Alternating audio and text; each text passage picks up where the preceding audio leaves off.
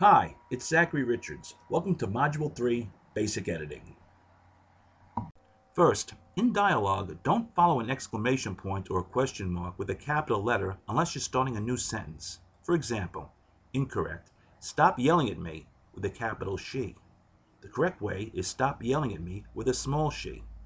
Although his spell check may underline the she in the second sentence, it is correct. The same goes when asking a question. Incorrect. Do you have my car keys with a capital she? The correct way is, do you have my car keys with a small she? Let's look at the correct usage for there, and there. THERE is to be used unless it's regarding ownership, as in I'll get their coat or that is their car.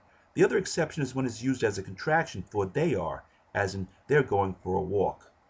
Now, fewer versus less. Fewer indicates an actual number, as in there were fewer people at the club last night.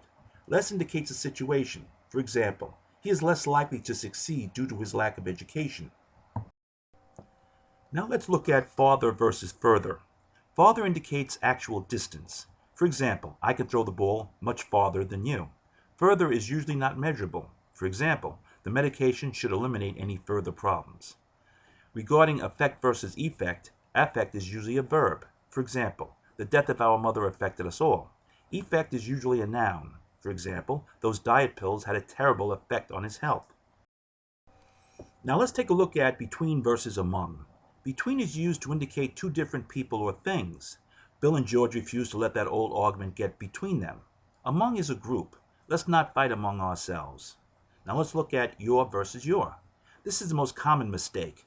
YOUR means possession. For example, I've got your book. YOU_RE is a contraction for you are. For example, you're my best friend. Okay, moving right along to its versus its. IT_S is a contraction for it is. For example, I think it's going to rain. ITS indicates ownership. That book should be returned to its owner. Then versus than. Then, THEN indicates time. I'll go to the store, then to the movies. THAN is used for comparison. This apple is bigger than the other. Okay, let's take a break and we'll get back to the grammar rules a little later. In the meantime, I'd like to address superfluous words in manuscripts. Many writers make the mistake of thinking they should write the way they talk, because that's the way we have conversations. Don't do it. Why? Because in most conversations, we drift in and out. We get the gist of what's being said, but we're not hanging on every word. Then the conversation goes off on a tangent you're not interested in, and you're nodding and making believe you're interested, but it's getting to the point where you're considering stepping out in front of a bus just to put an end to it. That's why you shouldn't write the way you talk. Speechwriters write to command attention. It's their job to make the audience listen intently and hang on every word. You need to do the same for your readers.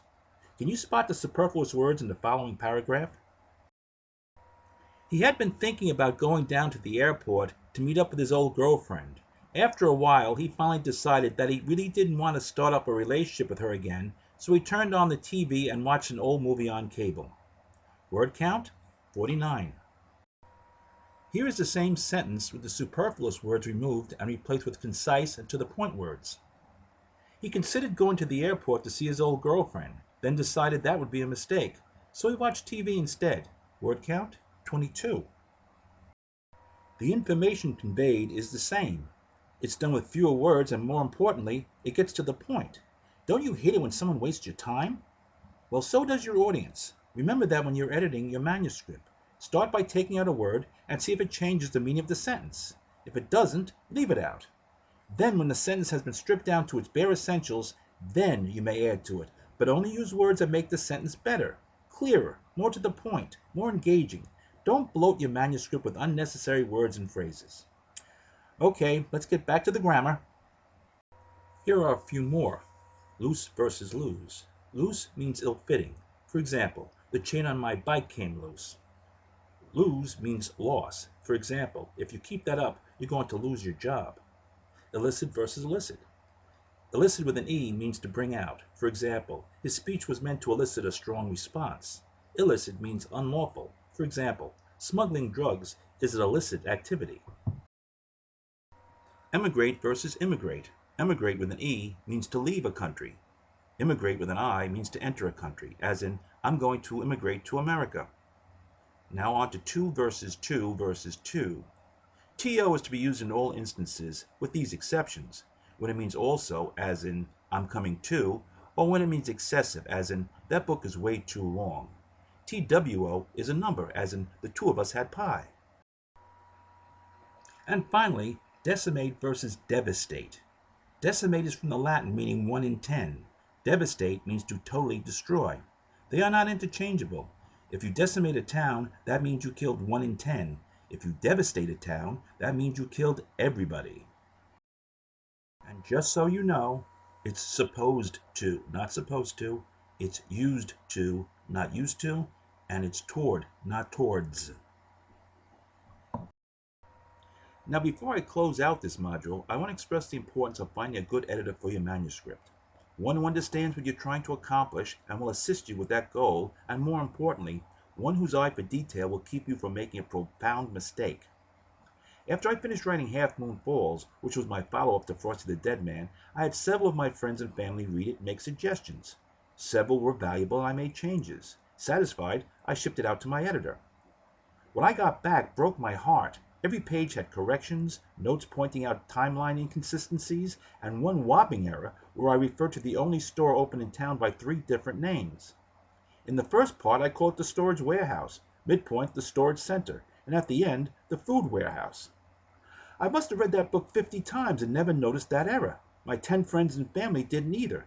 My editor did, and it was that point I realized how valuable he was. I'm not saying you should make all the changes your editor suggests.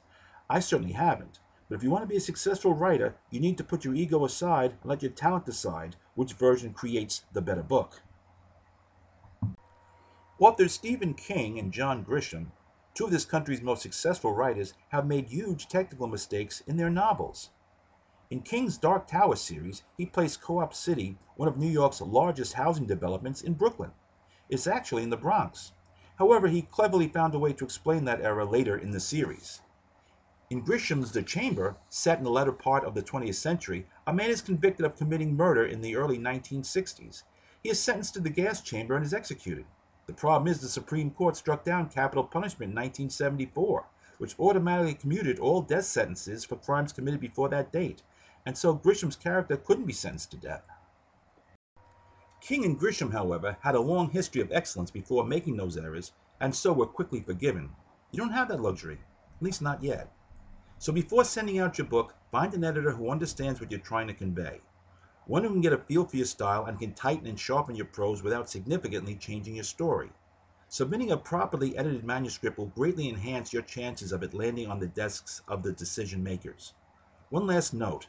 Remember, you're not writing for a professor or to get a good grade in proper English. Too much formality and your readers will consider you a pompous windbag.